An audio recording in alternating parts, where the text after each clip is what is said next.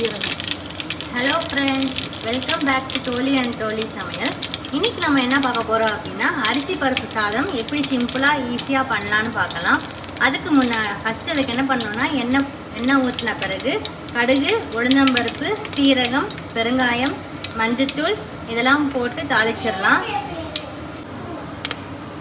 கடுகு, உளுந்தம்பருப்புலாம் வெடித்த பிறகு கருவேப்பிலை போட்டுக்கலாம்.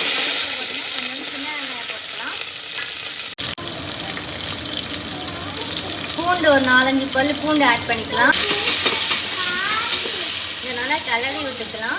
சின்ன வெங்காயம், பூண்டு, சின்ன வெங்காயம் வந்து நாங்கள் நல்லா முழுசாக போட்டிருப்போம். முழுசாக போட இஷ்டம் இல்லைன்னா கொஞ்சம் நான் பொடுசாக கட் பண்ணி போட்டுக்கலாம். ஆனால் முழுசாக போட்டால் தான் பருப்பு சாதத்துக்கு டேஸ்ட்டாக இருக்கும். பூண்டு கொஞ்சம் வதங்கின பிறகு வரமிளகா, மிளகா ரெண்டும் போட்டுக்கலாம். வெங்காயம் பூண்டெல்லாம் நல்லா வதங்கிடுச்சு. இந்த ஸ்டேஜில் நம்ம தக்காளி ஆட் பண்ணியிருக்கோம். தேவையான அளவு உப்பு ஆட் பண்ணிக்கலாம். இப்போ தக்காளி நல்லா வதங்கிடுச்சு. இப்போ நம்ம பருப்பும் அரிசியும் போட்டுடலாம்.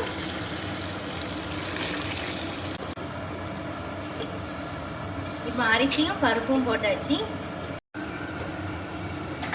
அரிசி பருப்பு போட்டு நல்லா கலந்து விட்டாச்சு. இப்போ நம்ம இதுக்கு தேவையான அளவு தண்ணி ஊற்றிக்கலாம். இப்போ அரிசி பருப்பு எந்த அளவுக்கு எடுத்துருக்கோன்னா, 1.25 டம்ளர் அரிசி 1.25க்கு பருப்பு எடுத்துருக்கோம். தண்ணி எவ்வளோ பார்த்தீங்கன்னா 1க்கு 2 ஊற்றிக்கலாம். அந்த அரிசி வேகிற பதத்துக்கு நீங்கள் பார்த்து தண்ணி ஊற்றிக்கலாம். நாங்கள் வந்து 1க்கு 2 ஊற்றிருக்கோம். இப்போ தண்ணியெல்லாம் ஊற்றி நல்லா மிக்ஸ் பண்ணியாச்சு. நம்ம கொதி வந்த பிறகு சாம்பார் பொடி போட்டுக்கலாம். இந்த கொதிக்கிற ஸ்டேஜில் நம்ம சாம்பார் பொடி ஒரு 2 ஸ்பூன் ஆட் பண்ணிக்கலாம். நல்லா கிளறி விட்டுட்டு உப்பு காரம் பார்த்துட்டு எப்படி இருக்குன்னு சொல்கிறோம். சிம்மில் வைக்கிறதுக்கு முன்னாடி கொத்தமல்லி இலை தூவி சிம்மில் வச்சிடலாம்.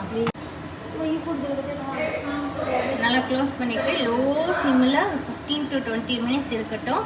டைம் வெந்த பிறகு எப்படி இருக்குன்னு டேஸ்ட் பண்ணி பார்க்கலாம். 20லேருந்து 30 நிமிஷம் நல்லா லோ சிம் பண்ண பிறகு நல்லா வெந்துருச்சு. இந்த ஸ்டேஜில் நம்ம நெய் பிரியராக இருந்தீங்கன்னா கடைசியில் நெய் போட்டு கொஞ்சோண்டி கொத்தமல்லி தூவி சாப்பிட்டு பார்த்தீங்கன்னா சூப்பராக இருக்கும். இன்ஸ்டண்ட்டாக டக்குன்னு எதாவது ரெடி பண்ணணும் அப்படின்னா இது ரொம்ப ஈஸியாக இருக்கும். ஓகே ஃப்ரெண்ட்ஸ், அடுத்து இந்த சாதத்துக்கு அப்பளம் நல்லாயிருக்கும், ஊறுகாய் நல்லாயிருக்கும். ட்ரை பண்ணி பாருங்கள். எப்படி இருக்குன்னு கமெண்டில் சொல்லுங்கள். Bye bye.